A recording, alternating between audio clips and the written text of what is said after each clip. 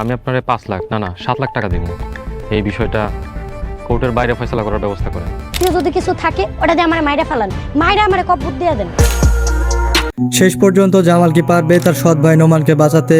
কি ঘটতে চলেছে বৎসর নাটকের 31 নাম্বার পর্বে, এবং 31 নাম্বার পর্ব কবে আসবে, আপনি কি করলে সবার আগে দেখে নিতে পারবেন, তা বিস্তারিত আপডেট জানিয়ে দিব আজকের ভিডিওতে।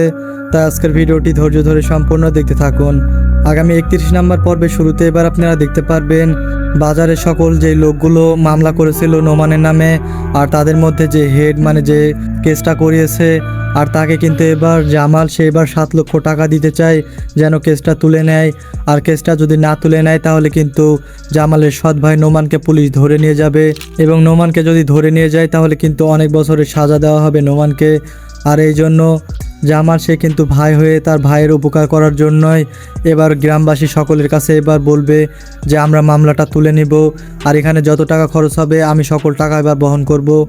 এরপর এবার আপনারা দেখতে পারবেন মায়া সেও কিন্তু এবার বিপদের মুখোমুখি হবে, কারণ বজরুলের যে বড় ভাই তারা কিন্তু এবার অনেক অত্যাচার করবে এবার মায়ার ওপরে, এবং কিভাবে মায়াকে বাসা থেকে বের করে দেওয়া যায়।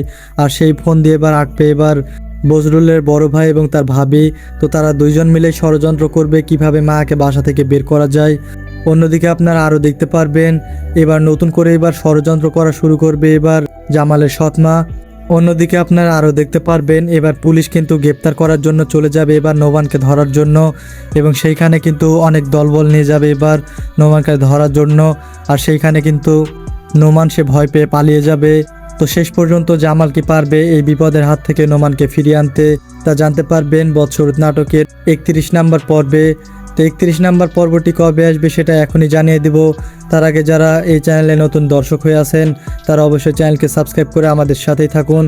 এপ্রিল মাসের 10 তারিখ শুক্রবার দুপুর 3টা 30 মিনিটে দেখতে পারবেন বৎসরত নাটকের 31 নাম্বার পর্ব। তো আজকের ভিডিও এই পর্যন্তই, দেখা হচ্ছে নতুন কোনো ধারাবাহিক নাটকের আপডেট নিয়ে। সবাই ভালো থাকবেন, সুস্থ থাকবেন, সকলকে ধন্যবাদ।